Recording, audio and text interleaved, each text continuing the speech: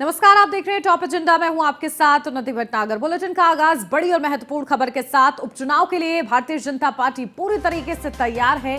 उपचुनाव को लेकर बीजेपी लगातार तैयारी कर रही है और इसी सिलसिले में देखिए कोर कमेटी की बैठक भी हुई और बैठक के जरिए तमाम प्रत्याशियों की लिस्ट अब दिल्ली भेजी गई है। अब दिल्ली में जो आला कमान बैठे हैं वो उस पर मोहर लगाएंगे।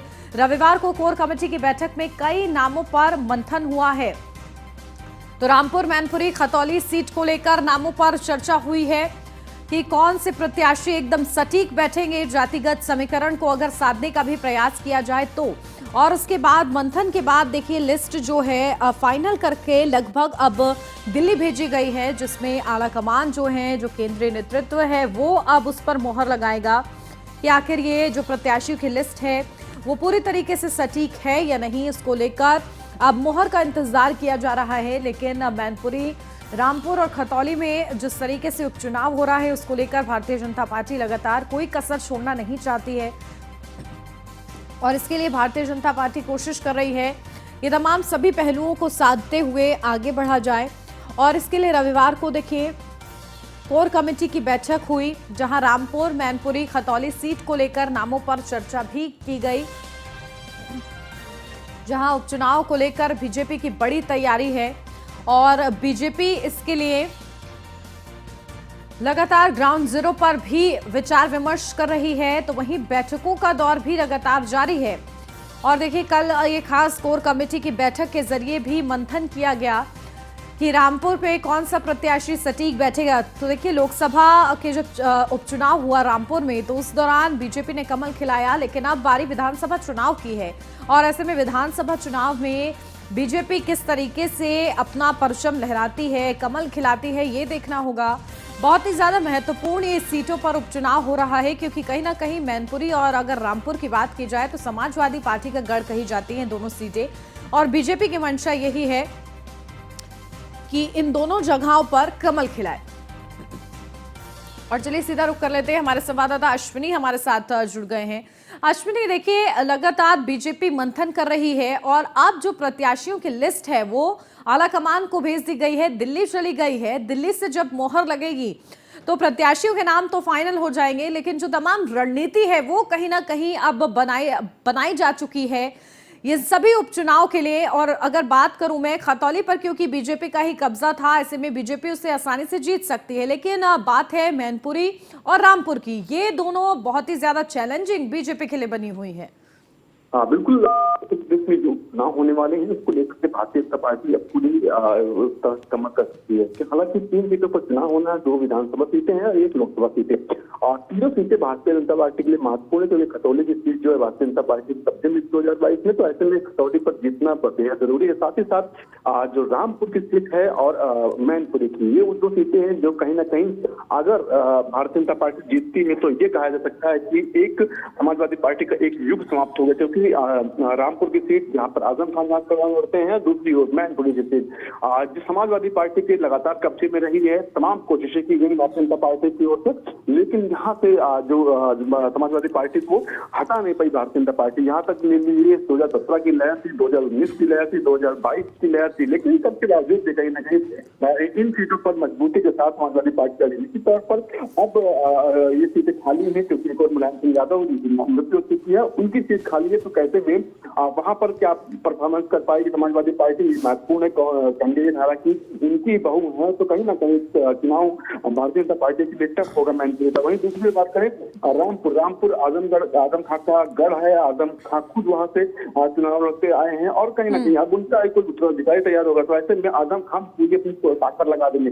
हालांकि positive point Samajwadi Bharatiya Janata party के ये है कि इससे पहले आजमगढ़ लोकसभा और रामपुर लोकसभा के उपचुनाव हुए थे, दोनों सीटों को भारतीय जनता पार्टी ने जीता था। हालांकि दोनों सीटें के बारे में कहा जाता था कि यहाँ पर भारतीय जनता पार्टी अपना कमल नहीं खिला पाएगी, लेकिन इसके बावजूद भारतीय जनता पार्टी ने दोनों सीटों को जीतकर कहीं ना कहीं ये संदेश दे दिया कि आने वाला समय उनका है। जी देखिए अश्विनी, लगातार बीजेपी जो है कहीं ना कहीं समीकरण तो समझ गई है और उसी को देखिए साधने का प्रयास किया जा रहा है। मैनपुरी की बात की जाए तो शाक्य, ब्राह्मण और दलित वोट पर कहीं ना कहीं बीजेपी की नजर है, तो वहीं रामपुर में पसमानदा समाज के साथ सम्मेलन अपने आप में बयां करता है कि बीजेपी कहीं ना कहीं स्ट्रैटेजिस्ट होकर आगे बढ़ रही है।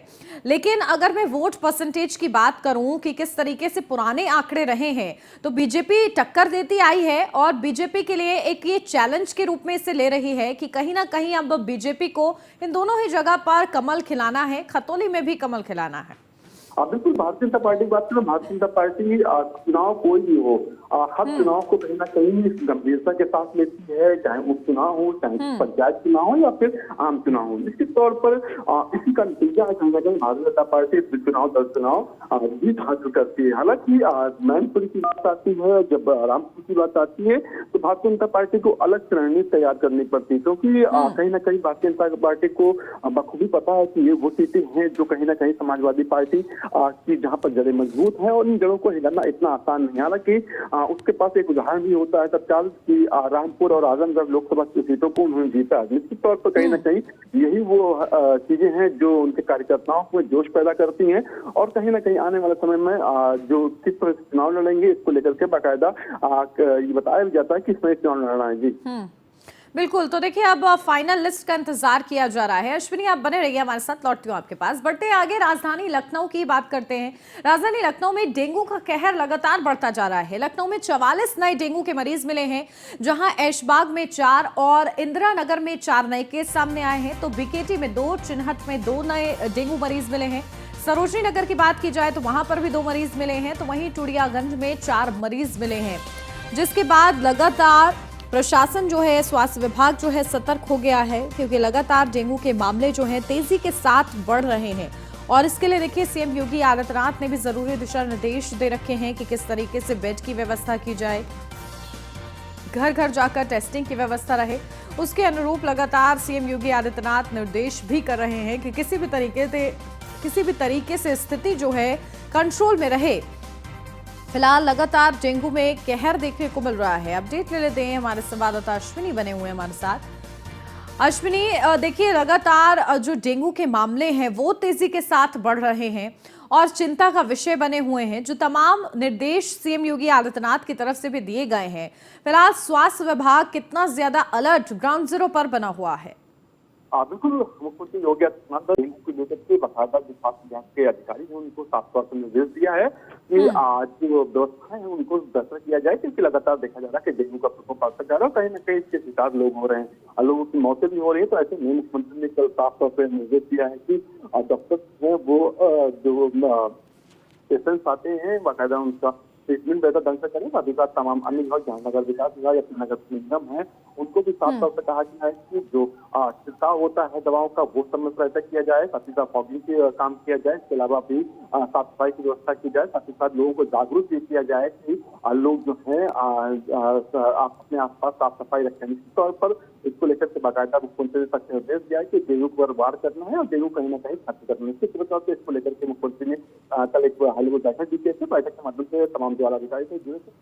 बैठक के माध्यम से तमाम जो अधिकारी थे जुड़े थे, अधिकारियों को बताया गया था कि जल्द से जल्द डेंगू पर कंट्रोल पाया जाए, साथ ही साथ जो पेशेंट्स हैं जो इलाज के लिए आ रहे हैं उनको बेहतर इलाज भी मुहैया कराया जाए। जी बिल्कुल, और देखिए क्या अश्विनी बेड की व्यवस्था वहां पर की गई है? क्योंकि बताया जा रहा था, देखिए पहले जो तस्वीरें सामने आ रही थी कि लगातार बेड्स फुल हो रहे हैं, क्योंकि डेंगू है, मलेरिया है और लगातार वायरल फीवर भी चलता है इस सीजन में, तो उसको लेकर भी किस तरीके से सतर्कता बरती जा रही है?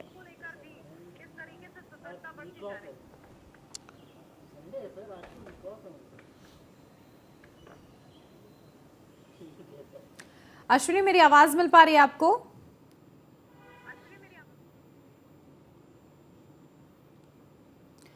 अश्विनी तक चलिए शायद हमारी आवाज नहीं पहुंच रही है, कोशिश करते हैं उन तक हमारी आवाज पहुंचे। लेकिन देखिए लगातार चिंता का विषय डेंगू के जो आंकड़े हैं वो बने हुए हैं। 44 मरीज सामने आना अपने आप में चिंताजनक स्थिति है।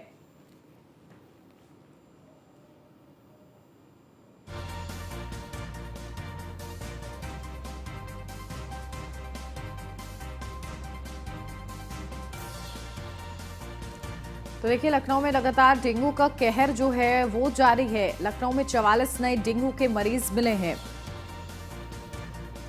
तो वहीं ऐशबाग में 4, इंदिरा नगर में 4 नए केस सामने आए हैं और इसी की वजह से लगातार जो स्थिति है वो तनावपूर्ण बनी हुई है। हालांकि डॉक्टर्स की तरफ से पूरा प्रयास किया जा रहा है कि स्थिति को कंट्रोल किया जा सके। इसके लिए बेड की पर्याप्त व्यवस्था की जा रही है। डॉक्टर्स जो है स्पेशल निगरानी कर रहे हैं डेंगू के मरीजों की। और देखिए अब तो निर्देश ये भी हैं कि घर घर जाकर डेंगू की टेस्टिंग की जाए ताकि लोगों में ज़्यादा इसका खतरा ना रहे, क्योंकि लोग पैनिक ना करें। इसको लेकर भी खास व्यवस्थाएं देखिए प्रशासन की तरफ से देखने को मिल रही हैं। और ये जो आंकड़े हैं वो अलग अलग जगह से हम आपको बता रहे हैं, लखनऊ में ही। लखनऊ से अब खबर, जहां प्राग नारायण रोड स्थित यजदान बिल्डर की बिल्डिंग पर फोर्स पहुंची है, जहां महिला पुलिस के साथ बड़ी संख्या में फोर्स है, जहां बिल्डिंग पर मौजूद प्राग नारायण रोड स्थित बिल्डिंग में रह रहे लोगों को निकाला जा रहा है। बिल्डिंग में रह रही महिलाओं को महिला पुलिस बाहर कर रही है। कल से बिल्डिंग के ध्वस्तीकरण की कार्रवाई शुरू होनी है और इसके लिए जगह खाली कराई जा रही है। बिल्डिंग में जो लोग मौजूद हैं उनको बाहर निकाला जा रहा है और महिलाओं को महिला फोर्स जो है वो बाहर निकाल रही है।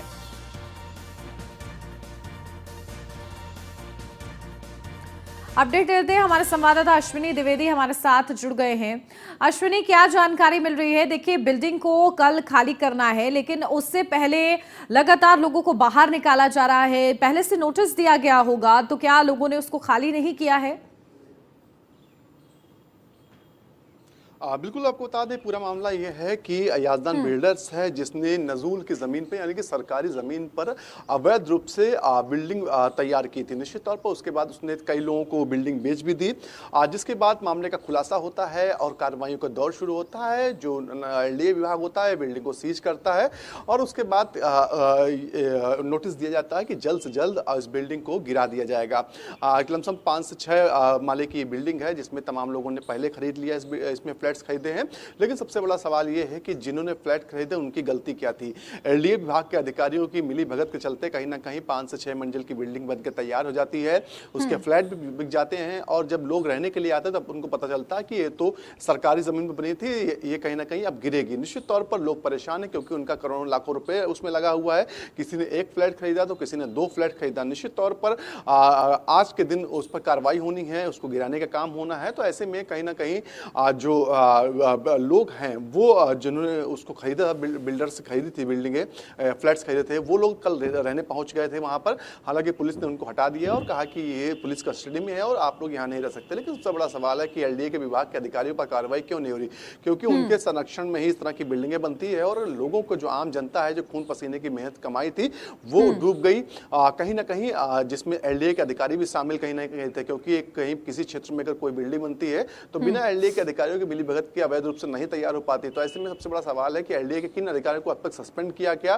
किन अधिकारियों पर कार्रवाई की गई, दूसरी ओर उस बिल्डर पर क्या कार्रवाई की गई। निश्चित तौर पर सबसे ज्यादा नुकसान जो हो रहा है जो आम लोग, जिन्होंने, जो खरीदार थे, उनका हुआ है। हालांकि वो लगातार गुहार लगा रहे हैं कि उनको जो रहने का आश्रय मिल जाए, उनका जो पैसा है वो बच जाए, लेकिन कोई कहीं कोई सुनने वाला नहीं है। सिर्फ मनमानी अपनी चल रही है और कहीं ना कहीं इससे लोग परेशान हैं। जी बिल्कुल अश्विनी, देखिए अब किस तरीके से लोगों को राहत पहुंचाई जाएगी? क्या उनको घर कहीं और दिया जाएगा या फिर जो उनका पैसा है वो उनको लौटाया जाएगा? इसकी कोई प्रशासन की तरफ से मदद मिल पाई है लोगों को अभी तक कि नहीं?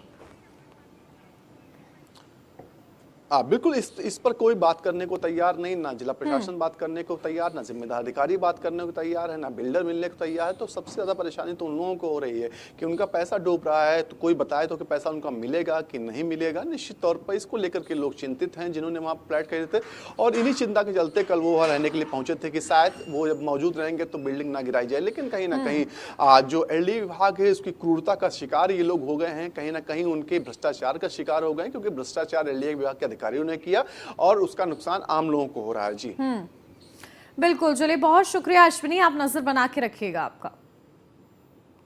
बढ़ते आगे मुजफ्फरनगर से अब खबर, जहां बीजेपी प्रदेश अध्यक्ष भूपेंद्र सिंह का दौरा है आज खास। सुबह 11 बजे भगेला चेकपोस्ट पर कार्यकर्ताओं से वो मुलाकात करेंगे। पार्टी कार्यालय पर कार्यकर्ताओं और पदाधिकारियों संग वो बैठक भी करेंगे। शाम को छपार में एक निजी कार्यक्रम में शामिल होंगे। तो देखिए भूपेंद्र सिंह चौधरी का खास मुजफ्फरनगर का ये दौरा, जहां सुबह 11 बजे वो चेकपोस्ट पर पहुंचेंगे, कार्यकर्ताओं से भी खास बातचीत करेंगे, पदाधिकारियों को भी जरूरी दिशा निर्देश देंगे।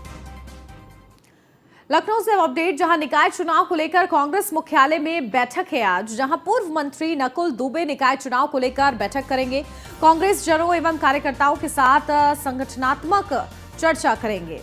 तो देखिए, ये बड़ी अपडेट आपको बता दें, जहां निकाय चुनाव को लेकर कांग्रेस मुख्यालय में आज महत्वपूर्ण बैठक है। कांग्रेस जनों एवं कार्यकर्ताओं के साथ संगठनात्मक बैठक करके चर्चा की जाएगी।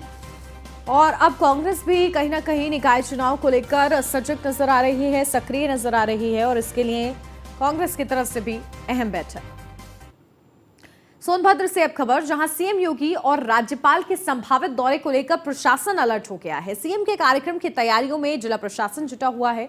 15 नवंबर को जनजाति गौरव दिवस में शामिल होंगे सीएम। कार्यक्रम के दौरान सीएम जनसभा को भी संबोधित करेंगे। करीब 5100 जनजाति को वन अधिकार के तहत पट्टे दिए जाएंगे। तो ये बड़ी जानकारी, सीएम योगी आदित्यनाथ और राज्यपाल कार्यक्रम में मौजूद रहेंगी। सीएम के कार्यक्रम के लिए तैयारियों में प्रशासन जुटा हुआ है। 15 नवंबर को जनजाति गौरव दिवस में शामिल होंगे सीएम योगी आदित्यनाथ। तो देखिए, कार्यक्रम के दौरान सीएम जनसभा को भी संबोधित करेंगे। क्या बड़ा संदेश देते हैं, ये महत्वपूर्ण रहेगा। 5100 जनजातियों को वन अधिकार के तहत पट्टे दिए जाएंगे। मिशन 2024 को लेकर बीजेपी का मंथन है आज, जहां बीजेपी केंद्रीय कार्यालय में अहम बैठक करेगी। केंद्रीय संगठन मंत्री बीएल संतोष मौजूद रहेंगे, उनकी अध्यक्षता में यह बैठक होगी। बैठक में सभी मोर्चों के लोग शामिल होंगे। तो वहीं रिपोर्ट कार्ड पेश करेंगे मोर्चों के प्रभारी। बीजेपी महासचिव भी शामिल होंगे इस खास बैठक में। तो देखिए, 2024 को लेकर रणनीति पर मंथन किया जा रहा है। किसी भी तरीके से कोई चूक ना रह जाए, इसको लेकर मंथन हो रहा है। और जनता के सामने एक रिपोर्ट कार्ड रखा जाए, इसके लिए सभी मोर्चों के जो अधिकारी हैं वो रिपोर्ट कार्ड पेश करेंगे। दिल्ली से अब खबर, जहां संत ईश्वर सम्मान समारोह 2022 का आज आयोजन है। नई दिल्ली विज्ञान भवन में 3:30 बजे यह आयोजन रहेगा, जहां जूना पीठाधीश्वर स्वामी अवधेशानंद गिरी भी इसमें शामिल होंगे। उपराष्ट्रपति जगदीप धनखड़ भी इस कार्यक्रम का हिस्सा रहेंगे। डॉक्टर जितेंद्र सिंह और मीनाक्षी लेखी भी कार्यक्रम में शामिल होंगे। तो देखिए, ये खास पूरा कार्यक्रम रहेगा। इस दौरान तमाम दिग्गज मौजूद रहेंगे और खास मेहमान के रूप में उपराष्ट्रपति जगदीप धनखड़ इस कार्य का हिस्सा रहेंगे। काशी यात्रा पर आएगी भारत गौरव टूरिस्ट ट्रेन, जहां प्रधानमंत्री नरेंद्र मोदी ने बेंगलुरु से ट्रेन को रवाना किया। बेंगलुरु के केएसआर रेलवे स्टेशन से ट्रेन रवाना हुई। दोपहर 3:35 पर वाराणसी कैंट रेलवे स्टेशन पहुंचेगी ट्रेन। 10 मिनट बाद कैंट से बनारस स्टेशन के लिए रवाना होगी। भारत गौरव टूरिस्ट ट्रेन आज बनारस पहुंचेगी। 15 नवंबर को अयोध्या के लिए रवाना होगी। सुबह 5:30 बजे अयोध्या के लिए ये ट्रेन रवाना की जाएगी। काशी यात्रा पर आने वाले तीर्थ यात्रियों को इसके माध्यम से बड़ी सुविधा मिलेगी। तो वहीं 14 नवंबर को प्रयागराज के लिए भी इस ट्रेन को रवाना किया जाएगा। लखनऊ से अब खबर, जहां आज खुले रहेंगे खाद विक्रय केंद्र, जहां किसानों की मांग को देखते हुए जारी हुआ है यह आदेश। जहां डीएम सूर्यपाल गंगवार ने आदेश जारी किया है। सुबह 10 बजे से खाद विक्रय केंद्र खुलेंगे और किसानों की मांग को पूरा किया जाएगा। लगातार किसान मांग कर रहे थे कि इससे पहले कि उनकी फसल खराब हो या उन्हें परेशानी हो, नुकसान उठाना पड़े, इससे पहले ही विक्रय केंद्र जो हैं खोले जाए। रामपुर से अब खबर, जहां आजम खां के गढ़ रामपुर में पसमानदा सम्मेलन किया गया, जिसमें बीजेपी के दिग्गज नेता ब्रजेश पाठक भी शामिल हुए, जो कि डिप्टी सीएम भी हैं। सम्मेलन में शामिल प्रदेश के उप मुख्यमंत्री ने लोगों आपका इस्तेमाल करते हैं इस तरीके की बातें कही, जैसे बिरयानी में हर तरह की चीज होती है और तेज पत्ता के पत्ते को निकाल कर फेंक दिया जाता है, वैसे ही आप लोगों के साथ किया जा रहा है। और इस मौके पर उन्होंने न्यूज़ 1 इंडिया से भी खास बातचीत की है, आपको सुनवाते हैं। ब्रजेश पाठक इस वक्त मौजूद है रामपुर के अंदर, जो जनसभा करने के बाद अपनी कार में बैठ के निकल रहे हैं। हम उनसे सवाल करने की कोशिश करेंगे और हम उनसे जानेंगे कि किस तरह से वो रामपुर के अंदर मुस्लिमों को साधने की कोशिश करेंगे। में बदलाव लाने के लिए हमारी सरकार काम कर रही है। जीवन स्तर में बदलाव लाने के लिए हमारी सरकार, हमारी पार्टी काम कर रही है। न्यूज़ 1 इंडिया के लिए फहीम खान, रामपुर। पसमानदा सम्मेलन में शामिल यूपी सरकार के मंत्री दानिश आजाद अंसारी से भी खास बातचीत की है न्यूज़ 1 इंडिया के संवाददाता ने, वो भी सुनवाते हैं आपको। केंद्र में मोदी जी की सरकार आई है और 2017 में जब से उत्तर प्रदेश में योगी आदित्यनाथ जी की सरकार है, लगातार मुस्लिम समाज की तरक्की के लिए काम हो रहा है। विपक्ष ने हमेशा मुसलमानों को ठगने का काम किया, हमारा वोट बैंक लिया, लेकिन हमारे विकास के लिए। निषाद पार्टी के राष्ट्रीय अध्यक्ष और उत्तर प्रदेश सरकार के मंत्री संजय निषाद गाजीपुर पहुंचे, जहां निषाद समाज के लिए चलाई जा रही कई योजनाओं के लाभार्थियों को प्रमाण पत्र उन्होंने वितरित किए। इस दौरान संजय निषाद ने कहा कि बलिया में दिए गए विवादित बयान पर अपनी गलती मानते हुए उन्होंने कहा कि मैं कोई ट्रेंड नेता नहीं हूं, कभी कभी जबान फिसल जाती है। हमारे जो अच्छे काम हैं उनको देखा जाना चाहिए। तो वहीं आजम खां और इरफान सोलंकी पर बोलते हुए कहा कि केवल मुसलमानों पर ही कार्रवाई नहीं हो रही है, बल्कि बहुत से हिंदू जो गलत हैं उनके ऊपर भी कार्रवाई हुई है। डिंपल यादव के मैनपुरी से चुनाव लड़ने पर बोलते हुए संजय निषाद ने कहा कि ये सपा का अपना मामला है, हम एनडीए के घटक हैं और मोदी जी और अमित शाह जो निर्णय लेंगे वही मान्य होगा।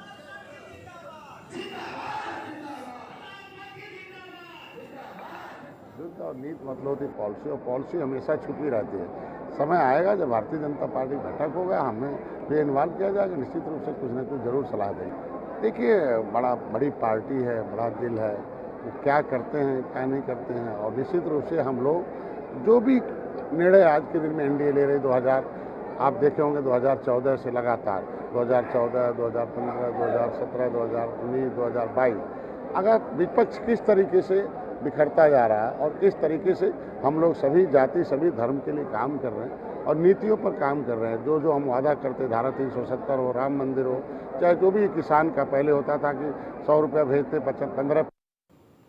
मैनपुरी पहुंचे पर्यटन एवं संस्कृति मंत्री जयवीर सिंह ने मैनपुरी में होने वाले लोकसभा उपचुनाव को लेकर कहा कि जल्द ही बीजेपी अपने प्रत्याशी को चुनावी मैदान में उतारेगी, लेकिन समय आने पर पता चल जाएगा कि मैनपुरी से किस प्रत्याशी को लोकसभा उपचुनाव के लिए खड़ा किया जाएगा। उन्होंने कहा कि जिस तरीके से सपा मैनपुरी को अपना गढ़ बताती है, तो इस चुनाव में वह किला भी ढा दिया जाएगा और बीजेपी भारी मतों से जीत हासिल करेगी। भारतीय जनता पार्टी का कार्यकर्ता यहाँ से प्रत्याशी होगा, अच्छा प्रत्याशी होगा, जीताऊ प्रत्याशी होगा। जीतने के लिए चुनाव भारतीय जनता पार्टी लड़ेगी, लेकिन प्रत्याशी हमारा क्या होगा, कौन होगा, इसका विषय तो हम लोगों का नेतृत्व नीति की चर्चा करते हैं, वो उस पर हम लोग क्या रोक नहीं। आपके मतलब बहुत कम समय रह गया, अभी तक प्रत्याशी उतारा नहीं गया और लंबा क्षेत्र, तो किस प्रकार से आप चुनाव क्षेत्र में प्रत्याशी चुनाव नहीं लड़ेगा। मैंने कहा भारतीय जनता पार्टी का एक एक कार्यकर्ता चुनाव रहेगा और आज आप जाके दिखाइए सेक्टर तक, मंडल तक लगातार बैठकें तैयारी शुरू। उन्नाव का बिहार थाना इन दिनों सुर्खियों में है। अपने कारनामों की वजह से पुलिस की लापरवाही उजागर हुई है। यहां से जहां दबंगई के आगे लोगों को इंसाफ दिलाने वाली पुलिस आज दबंगों के आगे ही नतमस्तक है। बिहार थाना पुलिस की लीपापोती से उन्नाव पुलिस की कार्यशैली पर प्रश्न चिन्ह लग रहे हैं। सोशल मीडिया पर लगातार लोग इंसाफ की गुहार लगा रहे हैं, लेकिन पुलिस है कि एफआईआर तक दर्ज नहीं कर रही है और इसी की वजह से लगातार बिहार का, माफ कीजिएगा, उन्नाव, ये जो है लगातार ये पूरी घटना चर्चा का विषय बनी हुई है।